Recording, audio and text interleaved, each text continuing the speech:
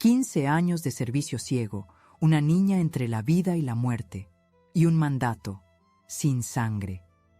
En Sevilla, el olor a azahar aún me lleva al día en que desafié a los ancianos, me juzgaron apóstata y lo perdí todo. Lo que intentaron callar en UCI revela una verdad prohibida. Quema, divide, salva.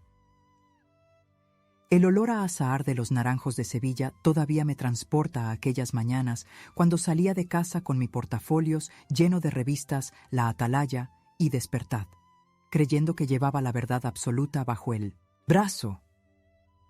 Me llamo María del Carmen, tengo 63 años, y durante 15 años fui pionera regular de los Testigos de Jehová en esta ciudad que tanto amo. Hoy, mientras escribo estas líneas en mi pequeño apartamento del barrio de Triana, puedo escuchar las campanas de la iglesia de Santa Ana, un sonido que antes me parecía pagano y ahora me trae una extraña paz.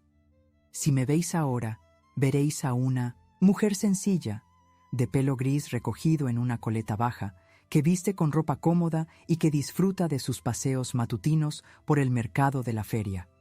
Pero durante muchos años yo era otra persona completamente diferente. Era la hermana María del Carmen, siempre impecablemente vestida con mis trajes hasta la rodilla, mis zapatos cerrados y mi sonrisa estudiada para las visitas de casa en casa. Era una mujer que había entregado su vida entera a una organización que creía que era la voz de Dios en la tierra. Hola, mis queridos. Antes de continuar quería preguntaros, ¿dónde estáis viendo este vídeo?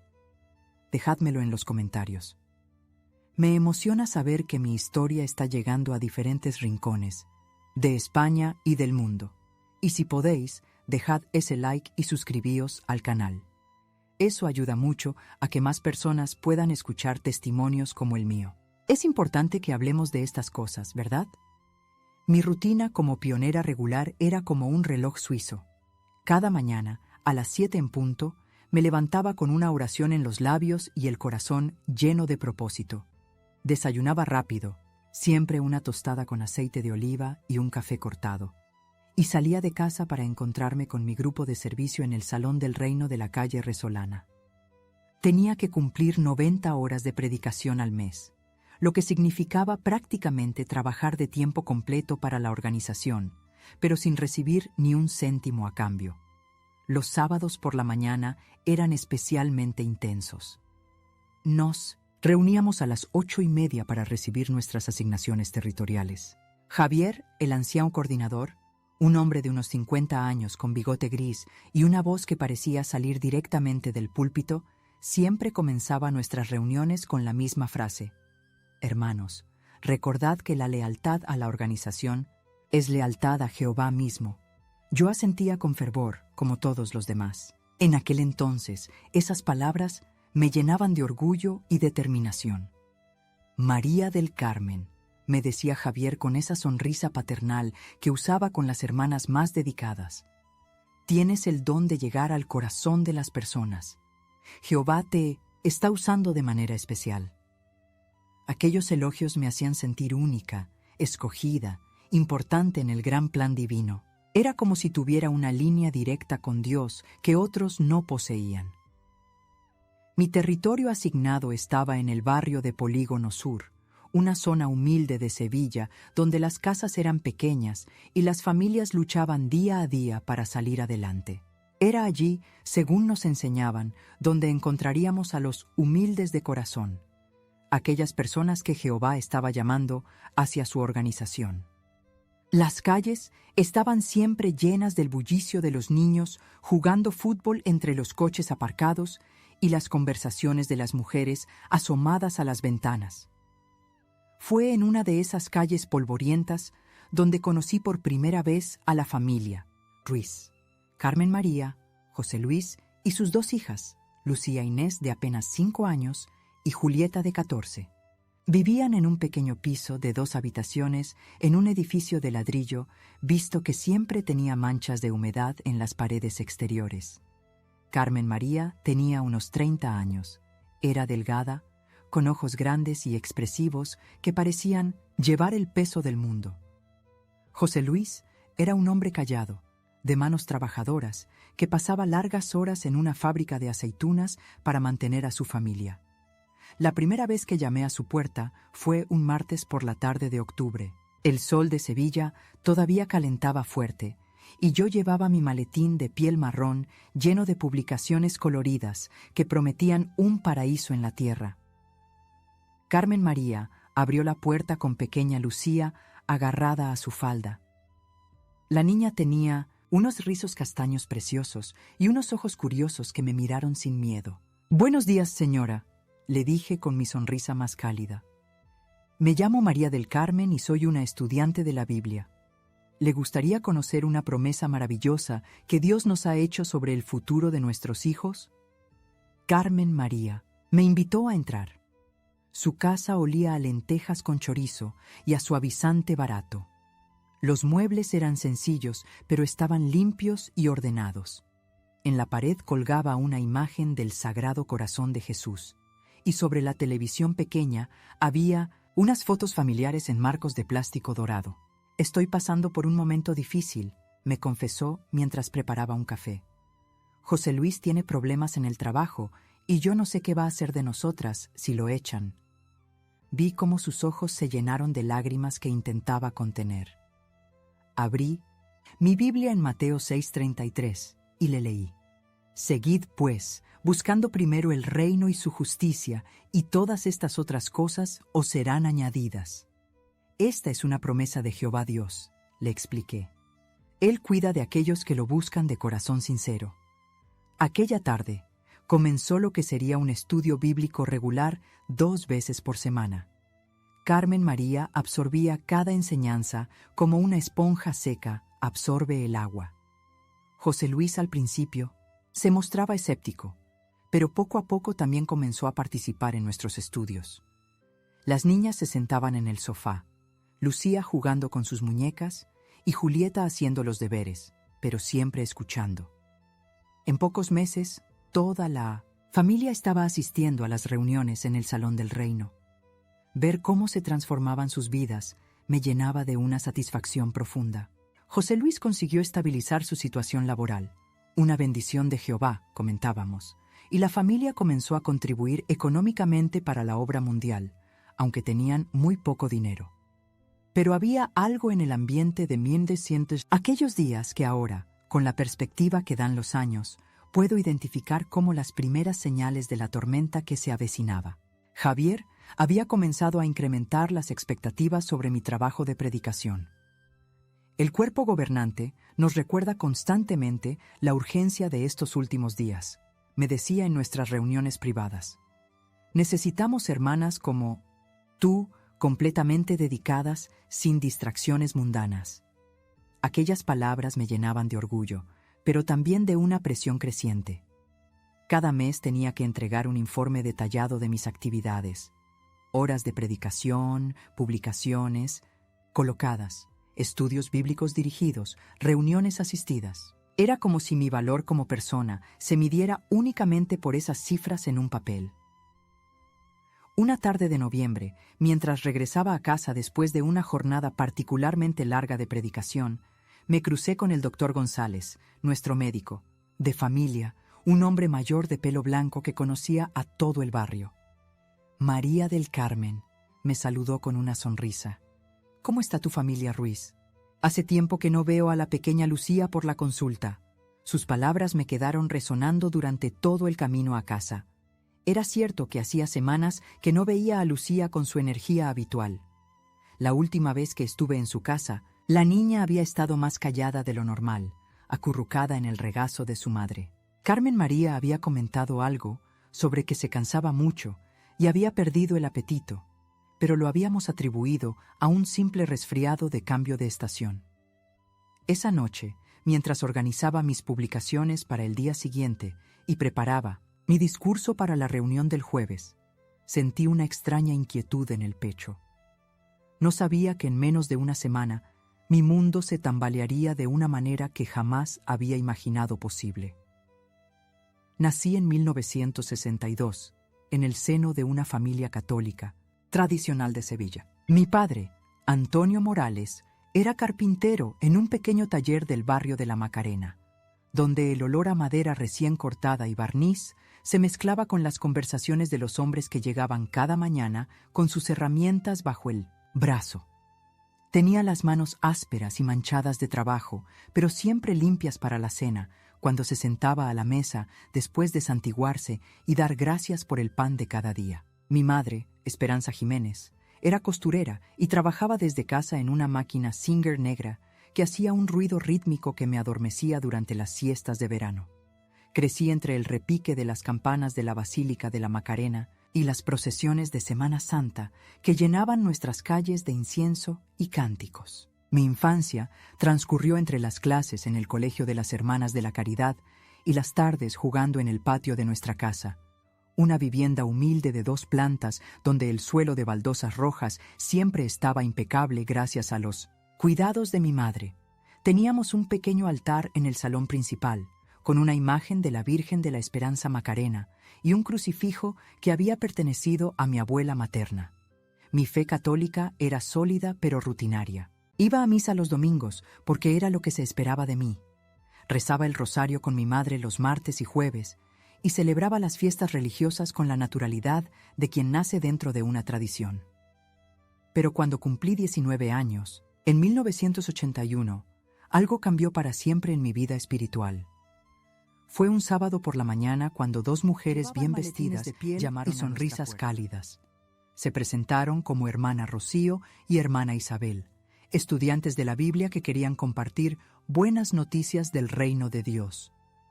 Mi madre, siempre cortés, las invitó a pasar y preparó café.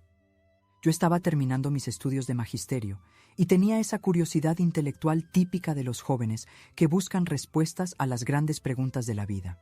¿Sabía usted que vivimos en los últimos días del sistema de cosas actual?, me preguntó la hermana Rocío, una mujer de unos 30 años, con ojos penetrantes y una manera de hablar que transmitía urgencia y convicción. Pronto Jehová, Dios establecerá su reino en la tierra y transformará este mundo en un paraíso.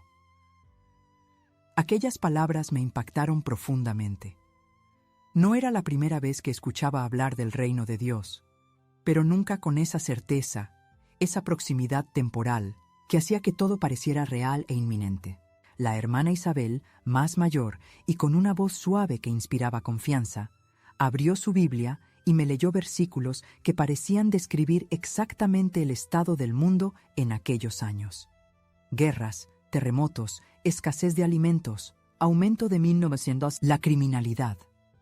Todo esto está profetizado en la Biblia, me explicó.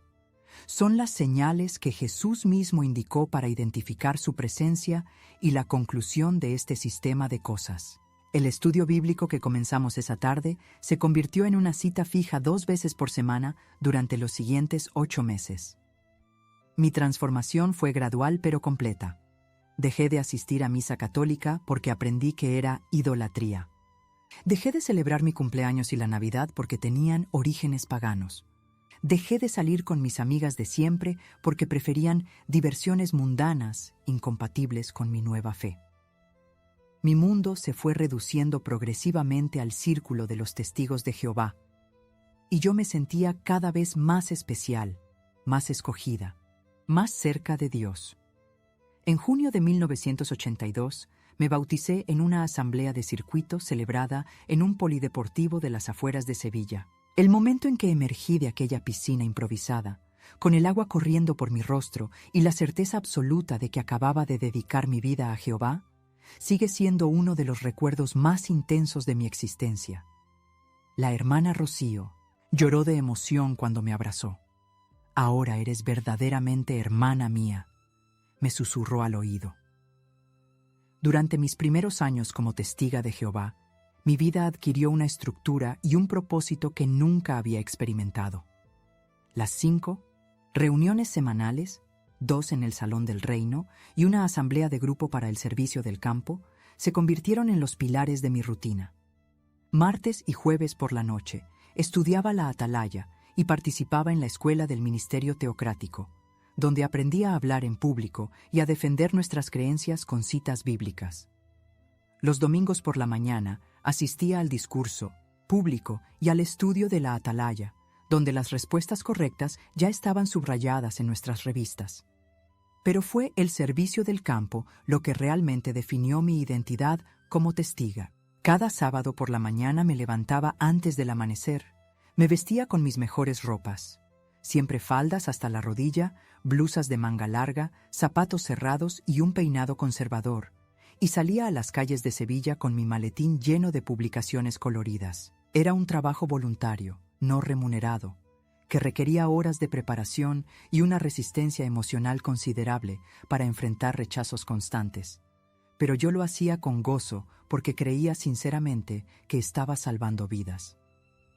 En 1985, después de 3 años de servicio regular como publicadora, el anciano coordinador de nuestra congregación, Javier Molina, me propuso convertirme en pionera regular.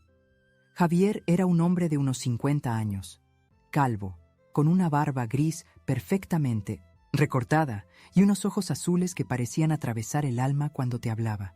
Tenía esa autoridad natural que infundía respeto automático, esa manera de citar las Escrituras que te hacía sentir que estabas escuchando directamente la voz de Dios.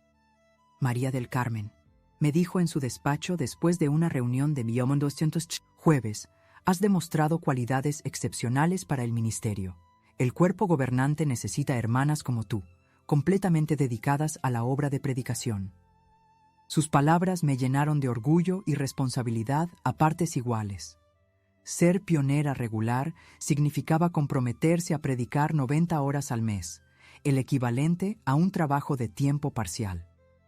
Para una joven soltera como yo, recién graduada, como maestra pero sin encontrar trabajo fijo, parecía una oportunidad perfecta para servir a Dios mientras esperaba que se abrieran las puertas en el ámbito profesional.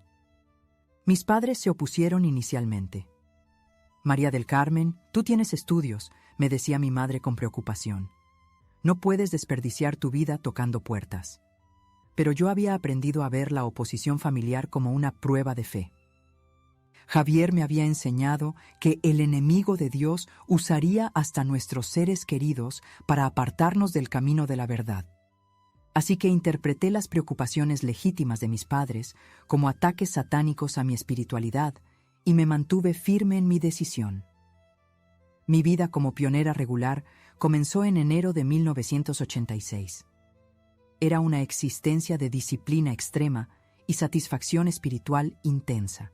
Me levantaba a las 6 de la mañana, hacía mis oraciones personales mientras contemplaba el amanecer desde la pequeña ventana de mi habitación, desayunaba frugalmente y salía de casa a las 8 para encontrarme con mi compañera de servicio, la hermana Carmen Pérez, una mujer de 40 años que llevaba 12 años como pionera especial. Carmen era mi modelo a seguir. Tenía esa serenidad que da la certeza absoluta, esa manera de sonreír incluso ante las puertas que se cerraban, con violencia, esa capacidad de encontrar personas sedientas de verdad en los lugares más inesperados. El secreto está en orar por el territorio antes de salir, me explicaba mientras caminábamos por las calles polvorientas del Polígono Sur. Jehová ya sabe quiénes van a escuchar su mensaje. Nosotras solo tenemos que encontrarlos. Mis 90 horas mensuales se distribuían de manera meticulosa. De lunes a viernes predicaba 3 horas por las tardes, los sábados 6 horas por las mañanas, los domingos 2 horas después de la reunión. Los primeros del mes también participaba en el servicio especial de revistas, donde distribuíamos las nuevas ediciones de la Atalaya y Despertad a los interesados. Cada hora tenía que ser registrada cuidadosamente en mi informe mensual, junto con el número de publicaciones colocadas, estudios bíblicos dirigidos y revisitas realizadas. La presión por cumplir las metas era constante pero sutil. Javier nunca nos regañaba directamente si nuestros informes eran bajos, pero hacía comentarios durante las reuniones que dejaban claro cuáles eran sus expectativas. Una hermana que verdaderamente ama a Jehová encuentra maneras de aumentar su participación en la obra, decía mientras revisaba las estadísticas mensuales. El tiempo se está agotando y cada hora que no dedicamos a la predicación es una oportunidad perdida de salvar una vida. Aquellas palabras se me clavaban en la conciencia como espinas. Cuando tenía un mes malo, con pocas horas o pocas publicaciones colocadas, me sentía como si hubiera defraudado personalmente a Dios. Pasaba noches enteras orando y pidiendo perdón por mi falta de celo. Aumentaba mis horas de estudio personal, participaba más activamente en las reuniones, ofrecía ayuda extra a los ancianos para demostrar mi arrepentimiento. Pero cuando tenía un mes bueno, cuando lograba colocar muchas revistas o conseguir nuevos estudios bíblicos, me sentía eufórica, especial, bendecida. Javier me felicitaba públicamente durante las reuniones. Las hermanas mayores me pedían consejos sobre técnicas de predicación. Me invitaban a participar en demostraciones para las asambleas de circuito.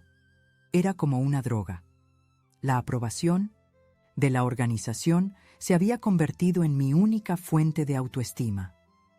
Mi relación con el mundo exterior se deterioró progresivamente. Perdí contacto con mis amigas de la universidad porque no tenía tiempo para actividades mundanas. Mi relación con mis padres se volvió tensa porque ellos no entendían mi dedicación obsesiva a la religión. María del Carmen, tú antes eras una chica normal, me decía mi padre con tristeza. Ahora pareces un robot programado para repetir frases de esos libros. Sus palabras me dolían profundamente, pero yo había aprendido a interpretar el dolor como confirmación de que estaba en el camino correcto. Si el mundo os aborrece, sabed que a mí me aborreció antes que a vosotros. Citaba mentalmente las palabras de Jesús cada vez que me sentía incomprendida por mi familia. La organización se había convertido en mi única familia verdadera, y los hermanos de la congregación en mis únicos amigos reales. Era en este estado mental de total dependencia emocional de la organización cuando conocí a la familia Ruiz en aquel polvoriento barrio del Polígono Sur. No sabía entonces que Carmen María, José Luis y sus 2 hijas iban a convertirse en el catalizador que pondría a prueba todo lo que yo creía, todo lo que había construido como identidad durante aquellos 5 años intensos como testiga de Jehová. El destino, o quizás Dios mismo, me estaba preparando para el mayor dilema ético de mi vida, una encrucijada donde tendría que elegir entre la lealtad ciega a una organización humana y la fidelidad a mi propia conciencia.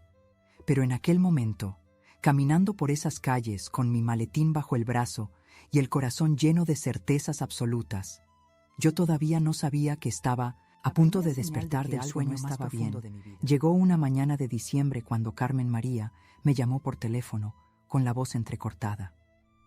María del Carmen, me dijo luchando por controlar las lágrimas.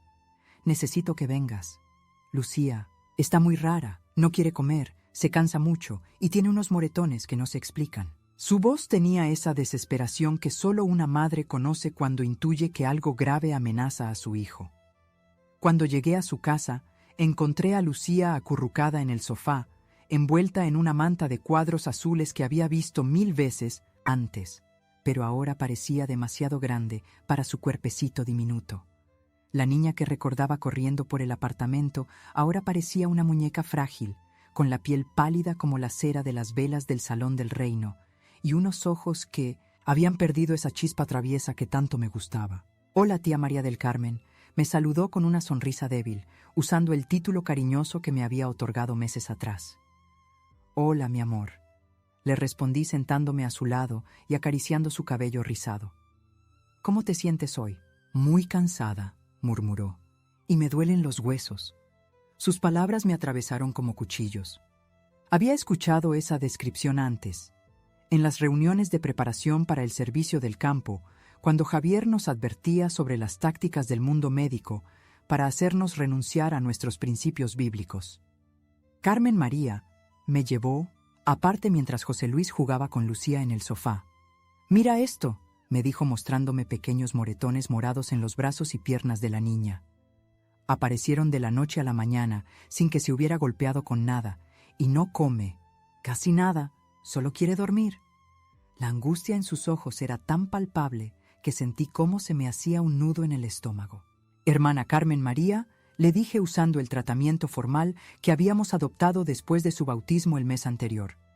Vamos a orar por Lucía y después la lleváis al médico. Jehová puede usar a los doctores como instrumentos de sanación. Mis palabras sonaron tranquilizadoras, pero por dentro comenzaba a formar una tormenta de inquietud que no sabía cómo interpretar. Esa misma tarde acompañé a la familia al centro de salud del barrio.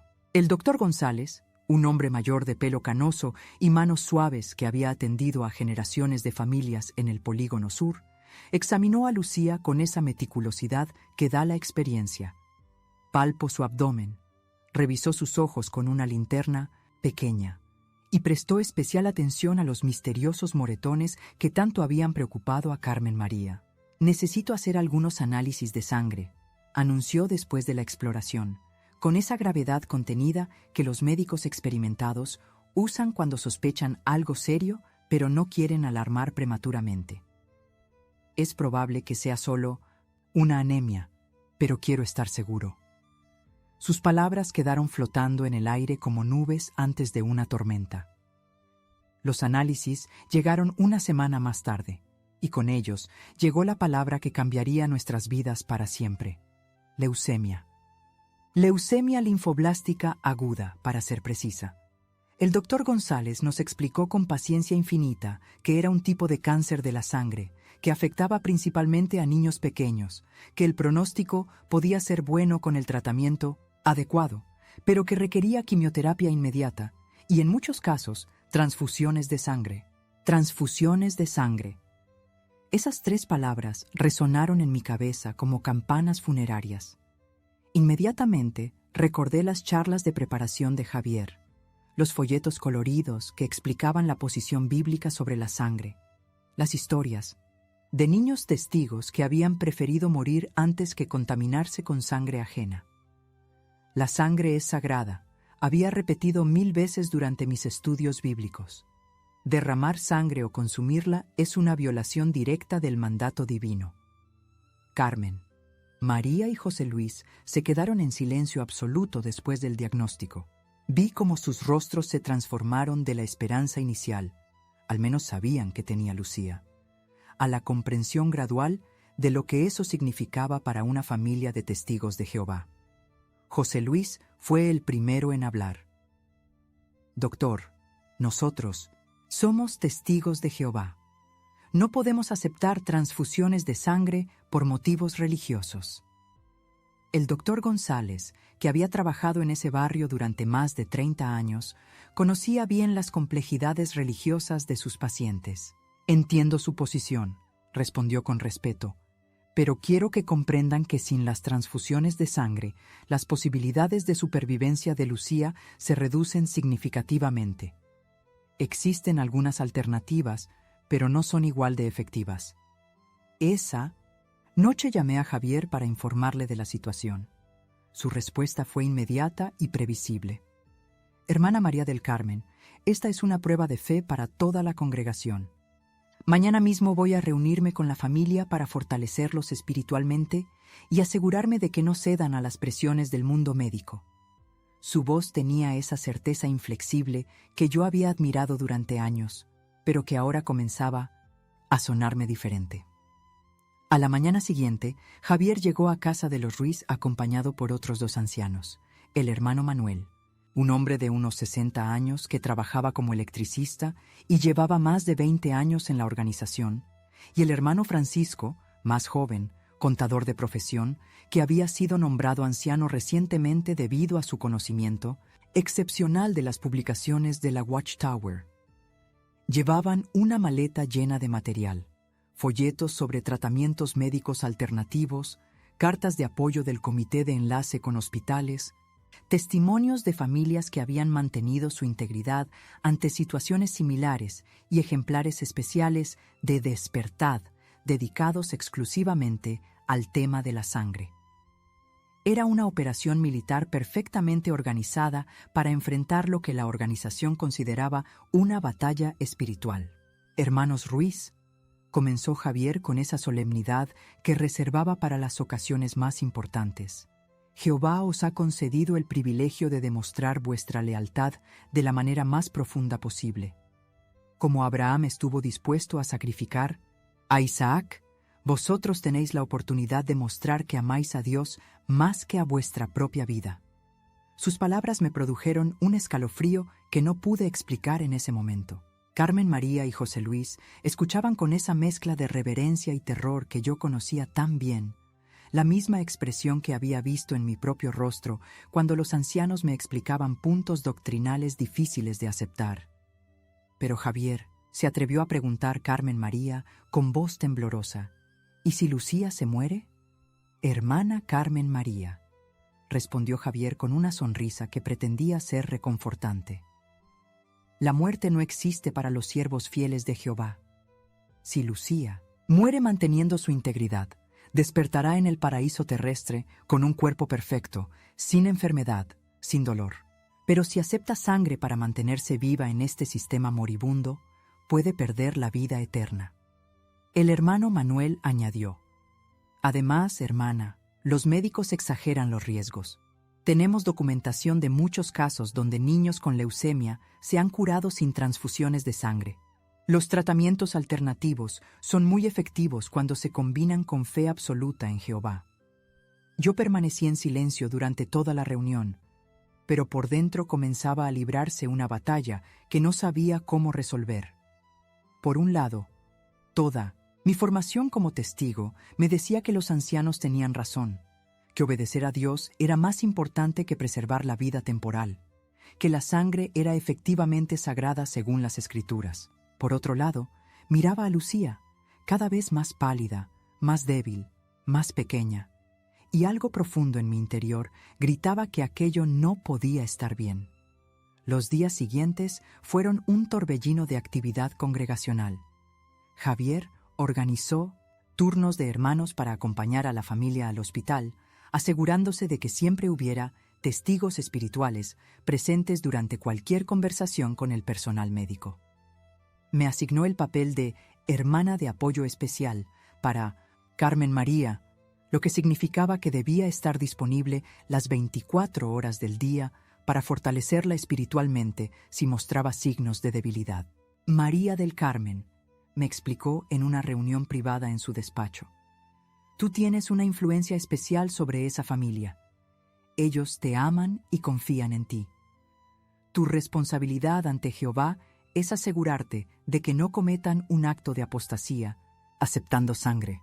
Sus palabras me llenaron de una presión tremenda. De repente, la vida o muerte de Lucía parecía depender de mi capacidad para mantener a sus padres firmes en sus convicciones religiosas.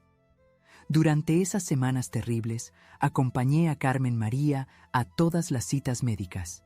Vi cómo el doctor González intentaba explicarles una y otra vez las opciones de tratamiento, como les mostraba estadísticas, como les suplicaba que al menos consideraran las transfusiones como último recurso. Vi también cómo el estado de Lucía empeoraba día tras día, cómo perdía peso, cómo su piel adquiría esa transparencia fantasmal que presagia la muerte.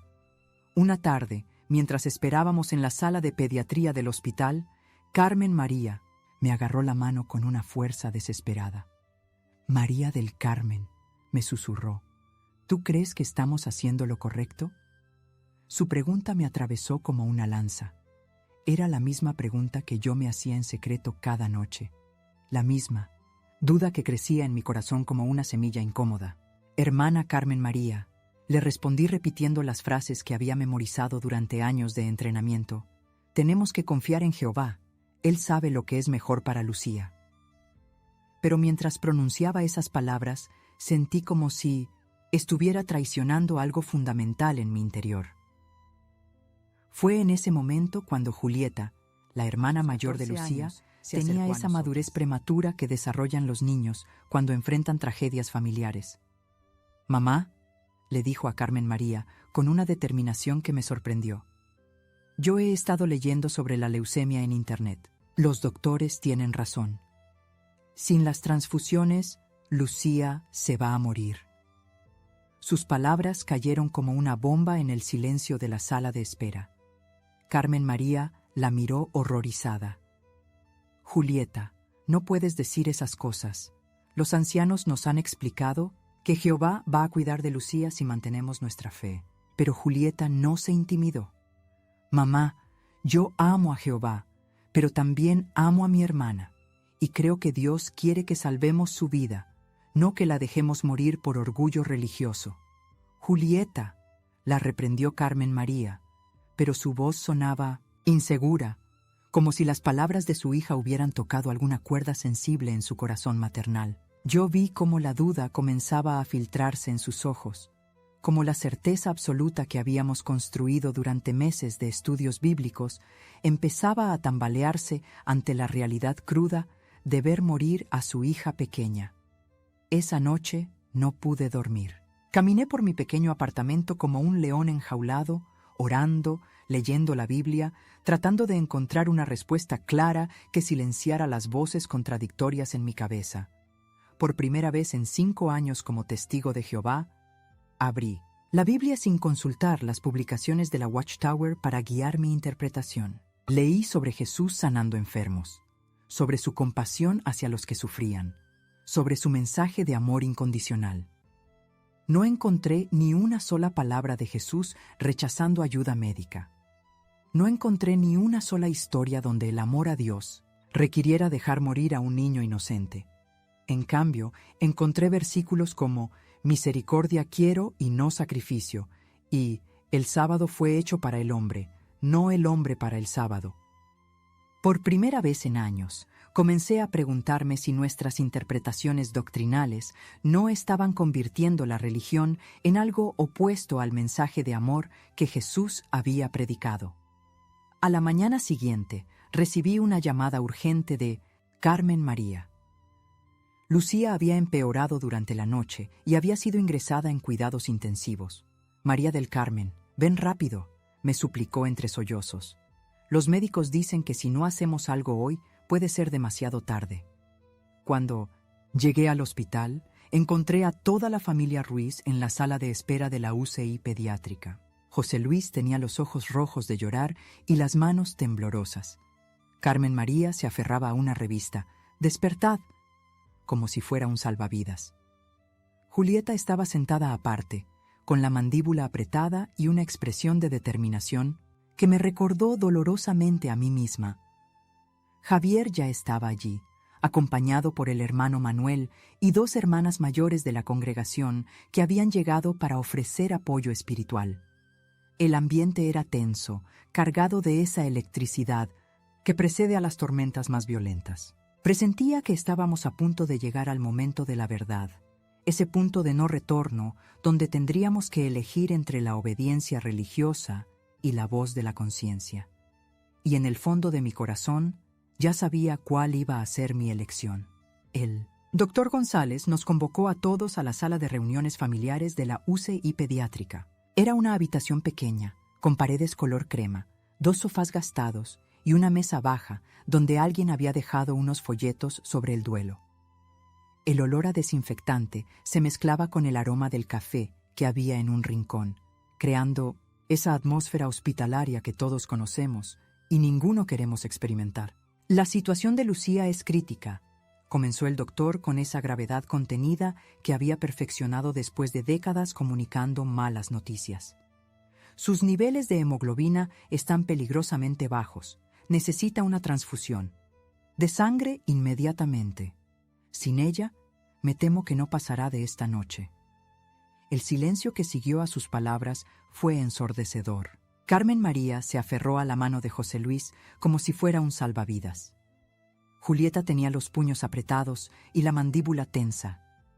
Javier mantenía esa expresión de certeza inquebrantable que había perfeccionado durante años de liderazgo congregacional. «Doctor González», respondió Javier con voz firme, «nosotros respetamos su opinión médica, pero tenemos convicciones religiosas que no podemos comprometer.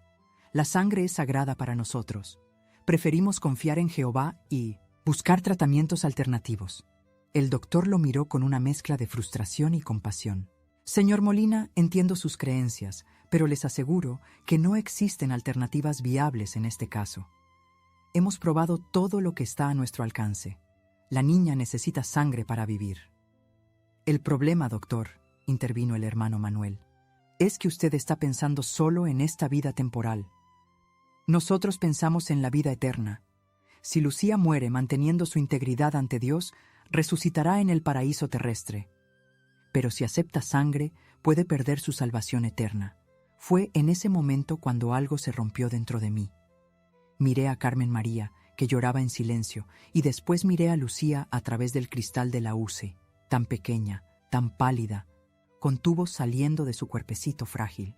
Y por primera vez en 5 años me permití pensar sin el filtro de las enseñanzas de la organización. ¿Qué clase de Dios querría que una niña inocente muriera para demostrar lealtad? ¿Qué clase de amor divino exigía el sacrificio de los más vulnerables? ¿Era posible que estuviéramos tan obsesionados con obedecer reglas que habíamos perdido de vista el mensaje fundamental de compasión que Jesús había predicado? Perdonen la interrupción, dije levantándome del sofá, sorprendiendo a todos, con mi intervención. Doctor González, ¿podría explicarnos exactamente qué pasará si Lucía no recibe la transfusión? Javier me miró con ojos de advertencia, pero yo ya había cruzado una línea invisible. El doctor suspiró profundamente. Antes de responder, María del Carmen, si no recibe sangre en las próximas horas, Lucía entrará en shock circulatorio. Sus órganos vitales comenzarán a fallar uno por uno. Será una muerte lenta y dolorosa. ¿Y con la transfusión? Con la transfusión tiene posibilidades muy buenas de recuperarse completamente. Es una niña fuerte, joven. Su cuerpo puede responder muy bien al tratamiento si le damos lo que necesita. Carmen María me miró con ojos suplicantes. María del Carmen, ¿qué crees que debemos hacer? Su pregunta me atravesó como una lanza. Era el momento de la verdad, el punto donde tendría que elegir entre la lealtad a una organización humana y la fidelidad a mi propia conciencia. Hermana Carmen María, le dije tomando sus manos entre las mías, creo que Dios nos dio el corazón de madre para proteger a nuestros hijos. Creo que si Él quisiera que Lucía muriera, no habría puesto médicos capacitados en nuestro camino para salvarla. Javier se puso de pie inmediatamente.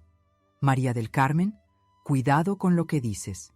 Estás promoviendo apostasía delante de una familia que necesita fortaleza espiritual, no dudas satánicas.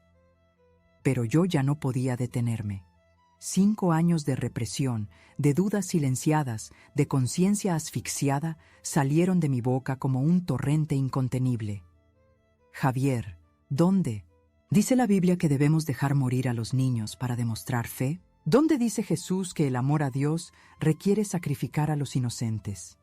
María del Carmen, me advirtió con voz amenazante, estás hablando como una apóstata. Te sugiero que te calles inmediatamente o tendrás que enfrentar las consecuencias ante un comité judicial. ¿Consecuencias por intentar salvar la vida de una niña? Le respondí mirándolo directamente a los ojos. ¿Consecuencias por elegir la compasión sobre la obediencia ciega? Si esas son las consecuencias de hacer lo correcto, las acepto. El hermano Manuel intervino. Hermana María del Carmen, está claro que Satanás está usando esta situación para sembrar dudas en tu corazón. Necesitas orar y pedir perdón por estos pensamientos rebeldes. Pero en ese momento, Julieta se levantó del sofá donde había permanecido callada durante toda la reunión. Con sus 14 años, se irguió con una dignidad que nos dejó a todos sorprendidos. «Basta», dijo con voz clara y firme. «Basta de hablar de Dios y de obediencia mientras mi hermana pequeña se muere. Mamá, papá, yo autorizo la transfusión. Soy su hermana, la amo más que a cualquier religión, y no voy a quedarme aquí viendo cómo la dejamos morir por orgullo». Sus palabras cayeron como una bomba en el silencio de la sala. Carmen María sollozó más fuerte. José Luis se llevó las manos a la cabeza, y Javier se puso visiblemente furioso. «Julieta», le gritó, «no tienes autoridad para tomar esa decisión.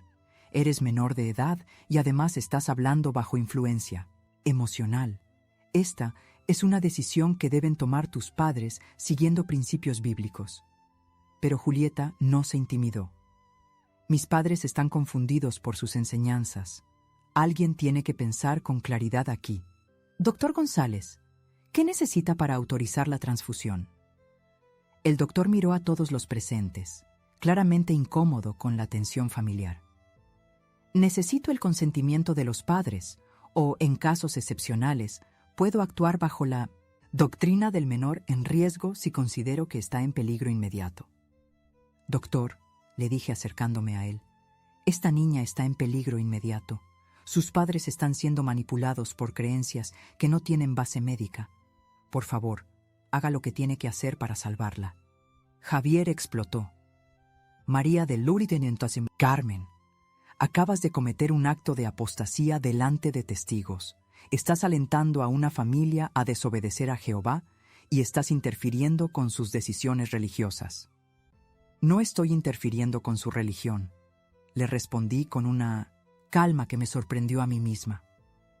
Estoy defendiendo la vida de una niña inocente. Si eso es apostasía, entonces María, soy apóstata. que Había estado llorando en silencio, finalmente habló. María del Carmen tiene razón. No puedo dejar morir a mi hija. José Luis, perdóname, pero voy a firmar la autorización. Carmen María, gritó Javier, piensa en lo que estás haciendo. Estás eligiendo la vida temporal sobre la vida eterna. Estás traicionando a Jehová. Pero José Luis, que había permanecido callado durante toda la discusión, se levantó lentamente y se acercó a su esposa. Carmen María, le dijo con voz quebrada, yo también la voy a firmar. No puedo vivir sabiendo que dejé morir a mi hija por miedo a una organización. En ese momento, el doctor González, que había observado toda la escena con profesionalidad, inquebrantable, intervino. Voy a preparar inmediatamente la transfusión. La vida de Lucía es la prioridad aquí. Javier nos miró a todos con una expresión de desprecio absoluto. Que conste que todos ustedes acaban de elegir el mundo sobre Jehová. Las consecuencias de esta decisión las enfrentarán ante el comité judicial de la congregación. Javier, le dije mirándolo por última vez con los ojos de quien ya no tiene miedo. Prefiero enfrentar un comité judicial antes que enfrentar a Dios explicándole por qué dejé morir a una niña inocente. Él salió de la sala dando un portazo, seguido por el hermano Manuel y las hermanas que habían venido a ofrecer apoyo espiritual.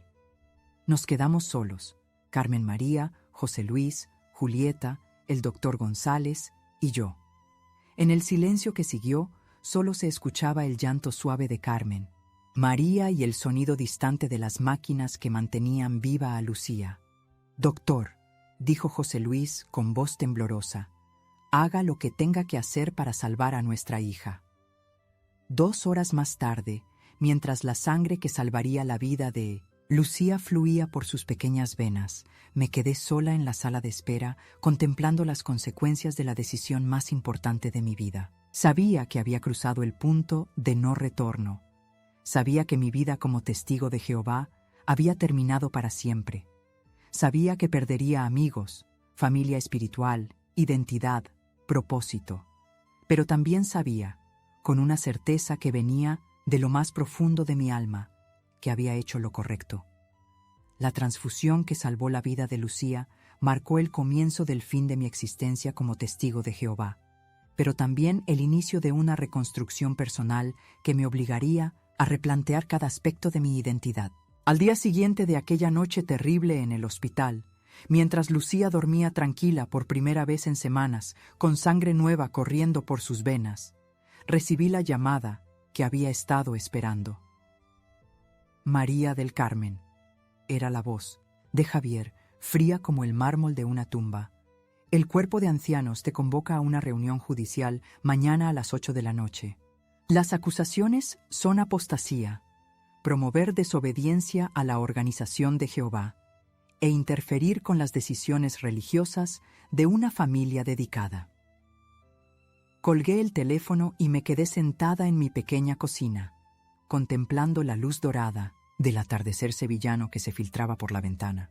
Durante 5 años había temido exactamente ese momento. La posibilidad de un comité judicial había sido el terror que me mantenía despierta algunas noches, el miedo que silenciaba mis dudas antes de que pudieran formarse completamente. Pero ahora que había llegado, me sorprendí al descubrir que lo que sentía no era miedo, sino una extraña sensación de liberación. Durante toda la noche escribí una carta que sabía que sería la última comunicación oficial entre la organización y yo. No era una carta de disculpas ni de justificación, sino una explicación serena de por qué había elegido la vida de una niña sobre la aprobación de una institución humana. Estimados hermanos, escribí con letra cuidadosa, si defender la vida de un niño inocente constituye apostasía, entonces acepto ese título con honor. Prefiero ser juzgada por Dios que explicarle a Él por qué permití que una niña muriera para mantener mi posición en una organización. La reunión del comité judicial se celebró en el salón trasero del Salón del Reino, la misma habitación, donde había participado en tantas reuniones de servicio, donde había preparado discursos, donde había creído sinceramente que estaba sirviendo a Dios. Ahora parecía un tribunal inquisitorial. Javier presidía, flanqueado por el hermano Manuel y el hermano Francisco. Sus rostros tenían esa expresión de gravedad estudiada que habían perfeccionado para las ocasiones solemnes. Hermana María del Carmen, comenzó Javier, abriendo una carpeta llena de documentos. Las acusaciones contra ti son graves. Has promovido abiertamente la desobediencia a principios bíblicos claramente establecidos por el cuerpo gobernante. Has interferido con la libertad religiosa de una familia dedicada. Has mostrado una actitud rebelde hacia la autoridad teocrática. ¿Reconoces estos cargos? Reconozco que ayudé a salvar la vida de una niña. Respondí mirándolo directamente a los ojos. Si eso constituye rebelión contra Dios, entonces Dios y yo tenemos definiciones muy diferentes del amor. El hermano Francisco intervino. María del Carmen, tu actitud muestra claramente que has sido influenciada por el pensamiento independiente que Satanás usa para apartar a los siervos fieles de la verdad. La Organización de Jehová nos proporciona guía espiritual a través del esclavo fiel y discreto. Cuestionar esa guía es cuestionar a Dios mismo. Hermano Francisco, le respondí con una calma que me sorprendió.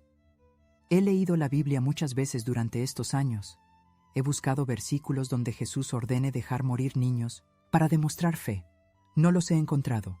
En cambio, he encontrado muchos versículos sobre compasión, sobre amor al prójimo, sobre proteger a los más vulnerables. La reunión continuó durante 2 horas. Ellos citaban publicaciones de la Watchtower. Yo citaba directamente la Biblia. Ellos hablaban de lealtad organizacional. Yo hablaba de conciencia individual. Ellos me ofrecían la posibilidad de arrepentimiento si reconocía mi error y prometía no volver a interferir en asuntos doctrinales. Yo les expliqué que no tenía nada de qué arrepentirme. Al final, el veredicto fue inevitable. Desasociación. Por apostasía. María del Carmen Morales Jiménez ya no es una de las testigos de Jehová. Fue el anuncio que se hizo el domingo siguiente durante la reunión. Las palabras resonaron en el salón seguidas de un silencio sepulcral. Las personas que habían sido mis hermanas espirituales, mis amigas, mi familia escogida durante 5 años, apartaron la mirada como si fuera invisible. Los días que siguieron fueron un torbellino de reorganización emocional y práctica. Perdí instantáneamente todos mis lazos sociales. Las hermanas que me llamaban diariamente dejaron de contestar el teléfono. Los hermanos que me saludaban cariñosamente en la calle ahora cruzaban la acera para evitarme. Mi compañera de servicio, Carmen Pérez, la mujer que había sido mi mentora durante años, me encontró una tarde en el mercado y me miró como si fuera un fantasma antes de alejarse rápidamente. Pero la pérdida más dolorosa fue la de mi familia biológica. Mis padres, que habían visto con preocupación, pero respeto mi dedicación a los testigos de Jehová, ahora se encontraron en la posición imposible de tener que elegir entre su hija y su nueva fe. Mi madre, que había sido bautizada 2 años, antes influenciada por mi ejemplo, me llamó llorando una tarde para explicarme que no podía mantener contacto conmigo. María del Carmen, mi niña, me dijo con la voz entrecortada, los ancianos me han explicado que mantener relación contigo sería desobediencia a Jehová. Si quiero mantener mi esperanza de vida eterna, tengo que cortar el contacto hasta que te arrepientas y regreses. Sus palabras me partieron el corazón de una manera que no había anticipado. Perder amigos era doloroso. Perder a mi madre por seguir mi conciencia era devastador. Mi padre, que nunca se había bautizado pero asistía ocasionalmente a las reuniones para apoyar a mi madre, intentó mantener una relación secreta conmigo durante algunos meses. Pero la presión de la congregación y las lágrimas constantes de mi madre finalmente lo llevaron a distanciarse también. Una tarde de febrero me encontré completamente sola por primera vez en mi vida adulta. Sin embargo, fue precisamente en esa soledad donde comencé a descubrir quién era realmente María del Carmen, más allá de los roles que había adoptado como testigo de Jehová. Sin reuniones que asistir 5 veces por semana, sin informes de servicio que completar, sin estudios que preparar, de repente tenía tiempo para actividades que había olvidado que existían. Comencé a leer libros que no fueran publicaciones religiosas, a escuchar música que no fueran cánticos del reino, a pensar pensamientos que no estuvieran filtrados por doctrina organizacional. El proceso de reconstrucción personal no fue lineal ni fácil. Había días en que me despertaba con ataques de pánico, preguntándome si había cometido el error más grande de mi vida. Había noches en que la soledad era tan aplastante que consideraba seriamente regresar a la congregación, pedir perdón, fingir arrepentimiento con tal de recuperar mis relaciones familiares y sociales. Pero entonces recordaba la carita pálida de Lucía, recordaba su respiración trabajosa, recordaba la desesperación de Carmen María y sabía que había hecho lo correcto. Para sobrevivir económicamente, tuve que buscar trabajo por primera vez en años. Mi experiencia como pionera no era precisamente el tipo de currículum que impresionara a empleadores potenciales, pero finalmente conseguí trabajo como dependienta en una librería del centro de Sevilla. La propietaria, una mujer de mediana edad llamada Isabel, que tenía esa sabiduría práctica de quien ha vivido mucho, me contrató más por intuición que por mis calificaciones, me dijo el día de la entrevista. Algo que me dice que eres una persona que ha luchado y que sabe lo que es importante en la vida. No sabía cuán acertada era su percepción. Trabajar en la librería fue terapéutico, de maneras que no había anticipado. Estar rodeada de libros, de ideas, de diferentes perspectivas sobre la vida, la filosofía, la espiritualidad, fue como abrir ventanas en una habitación que había estado cerrada durante años. Comencé a leer vorazmente, novelas que me habían estado prohibidas, ensayos sobre filosofía y psicología, libros sobre diferentes tradiciones espirituales. Cada página era una pequeña revelación sobre la vastedad del pensamiento humano que había sido reducida a un solo canal durante mis años como testigo. Los clientes de la librería se convirtieron en mis primeros contactos sociales normales, en años. Conversaciones casuales sobre libros se transformaron gradualmente en intercambios más profundos sobre la vida, los valores, las creencias.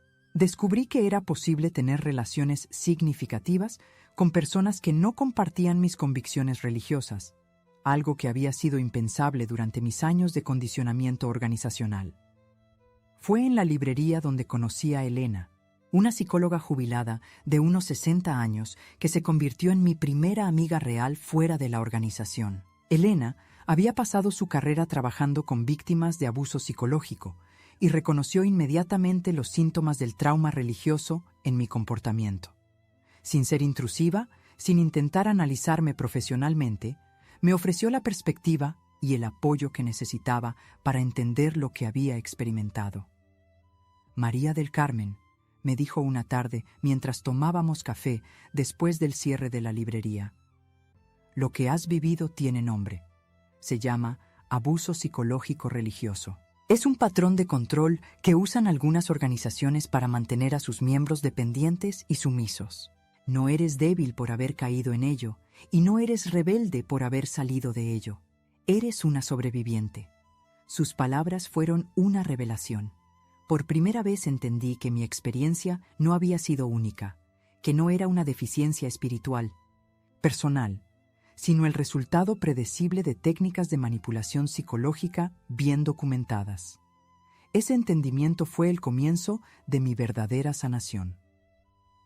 Paralelamente a mi crecimiento personal, mantuve contacto discreto con la familia Ruiz.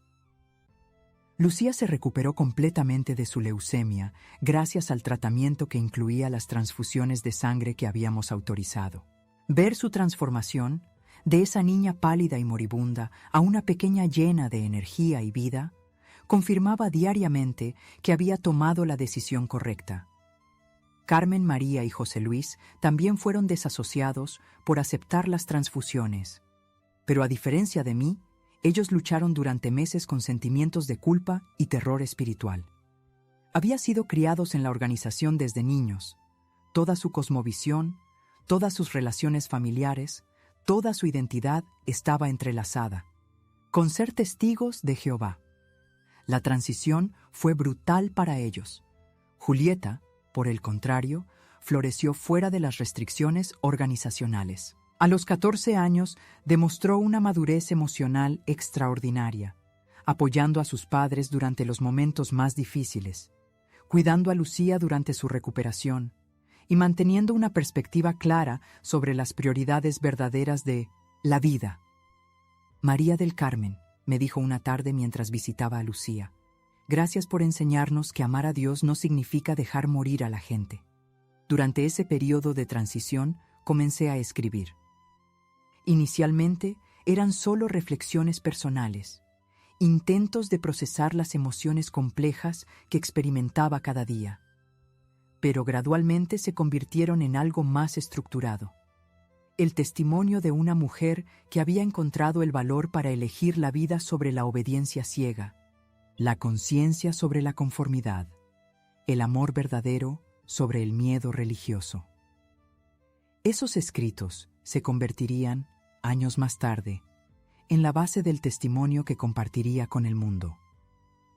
Hoy, mientras escribo estas líneas en mi pequeño apartamento de Triana, han pasado 15 años desde aquella noche terrible en el hospital, cuando elegí la vida de Lucía sobre la aprobación de una organización religiosa. Son las 6 de la tarde, la hora dorada en que el sol de Sevilla se filtra por mi ventana, creando esos juegos de luz y sombra que me recuerdan que cada día es un regalo inesperado.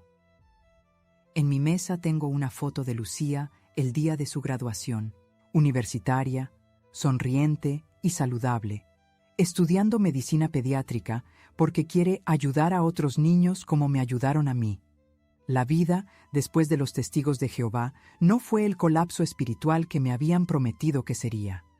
Al contrario, fue un renacimiento lento, pero auténtico, hacia una espiritualidad más profunda y personal. Sin reuniones obligatorias 5 veces por semana, sin informes de servicio que completar, sin estudios doctrinales que memorizar, de repente, tuve tiempo para descubrir quién era realmente María del Carmen, más allá de los roles religiosos que había adoptado durante años.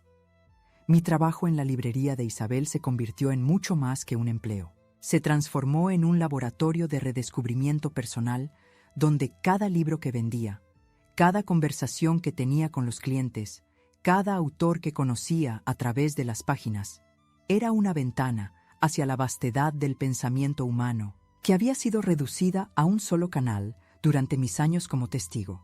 Leí a Simone de Beauvoir y entendí que mi sometimiento no había sido solo religioso, sino también cultural. Leí a Carl Jung y comprendí que mi búsqueda espiritual apenas había comenzado. Leí a Viktor Frankl y aprendí que el sufrimiento puede tener significado si elegimos transformarlo en crecimiento. Elena, mi amiga psicóloga, se convirtió en mi guía no oficial hacia la sanación emocional.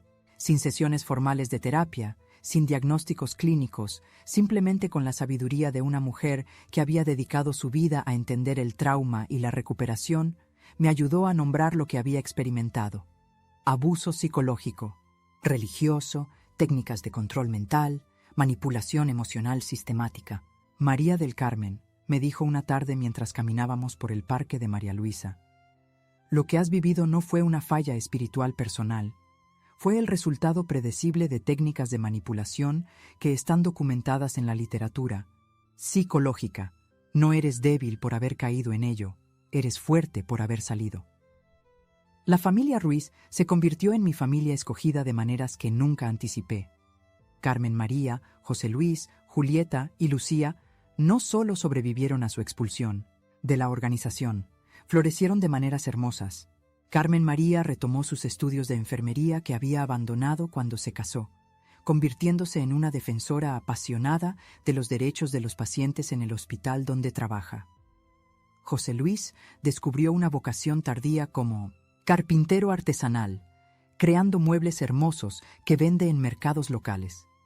Julieta estudió Derecho y ahora trabaja como abogada especializada en derechos de menores. Y Lucía, mi pequeña Lucía, creció para convertirse en una joven brillante que quiere ser médica pediatra especializada en oncología para salvar otros niños como ustedes me salvaron a mí. Cada año, el día del aniversario de la transfusión, que salvó la vida de Lucía, nos reunimos toda la familia para una cena especial.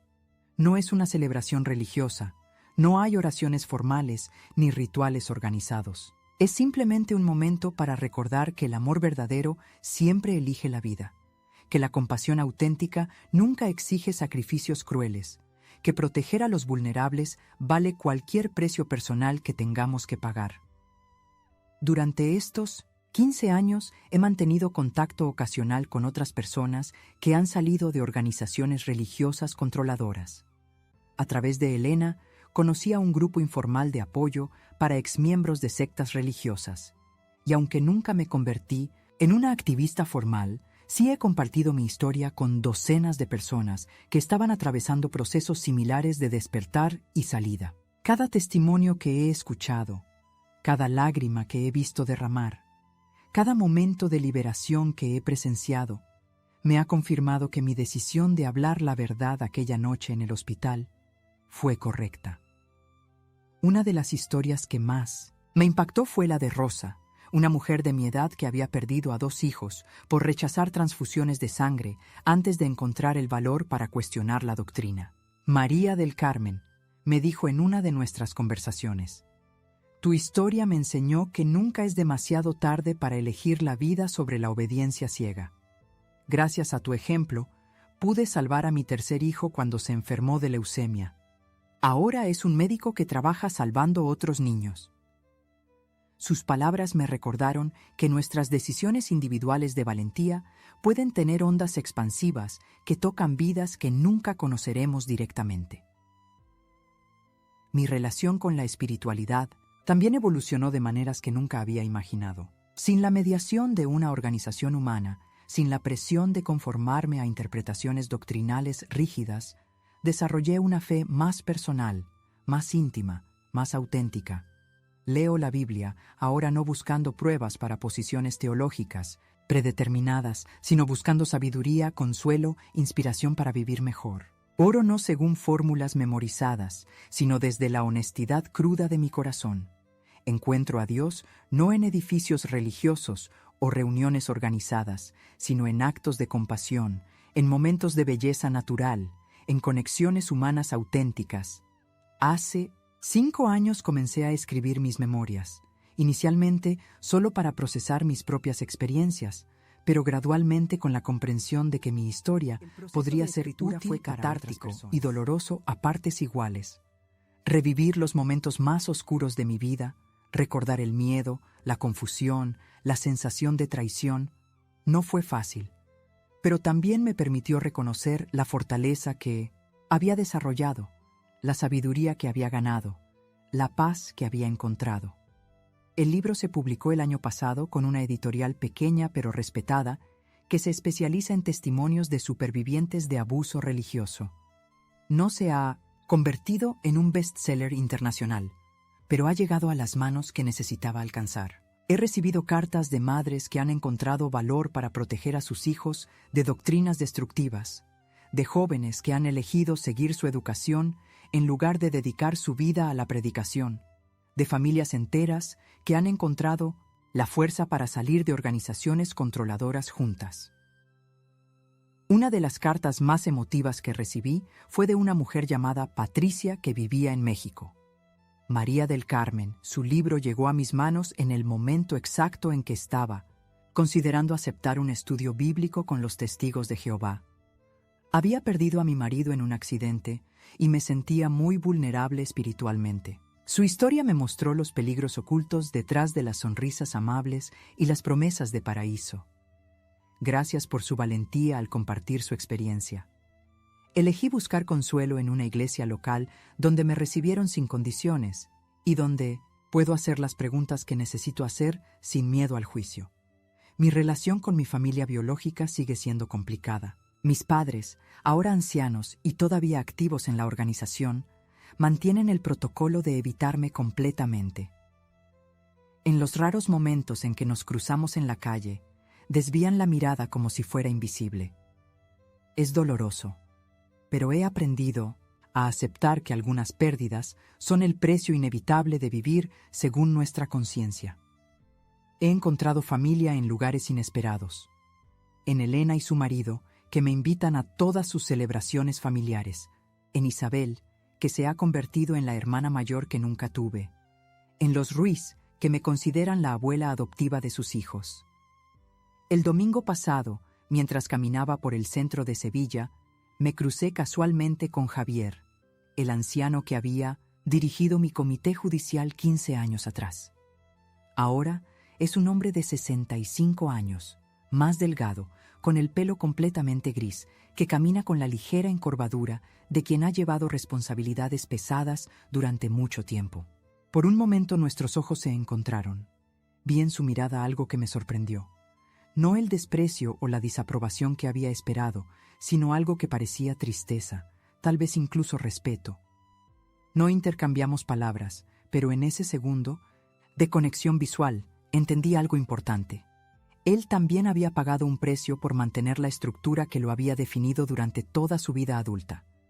También había sacrificado relaciones, dudas legítimas, impulsos naturales de compasión en el altar de la obediencia organizacional. La diferencia entre nosotros no era que él fuera malvado y yo fuera buena, sino que yo había encontrado el valor para cuestionar y él había elegido la seguridad de la conformidad. Esta mañana, mientras preparaba café en mi pequeña cocina, recibí una llamada que me llenó de una alegría inesperada. Era Julieta, ahora una mujer de 29 años, abogada exitosa, llamándome para contarme que está embarazada de su primer hijo. María del Carmen, me dijo con la voz llena de emoción, quiero que seas la abuela del bebé. Quiero que mi hijo crezca conociendo a la mujer que nos enseñó que el amor verdadero siempre elige la vida, que la valentía real a veces significa desobedecer reglas que no tienen sentido. Sus palabras me hicieron llorar de felicidad.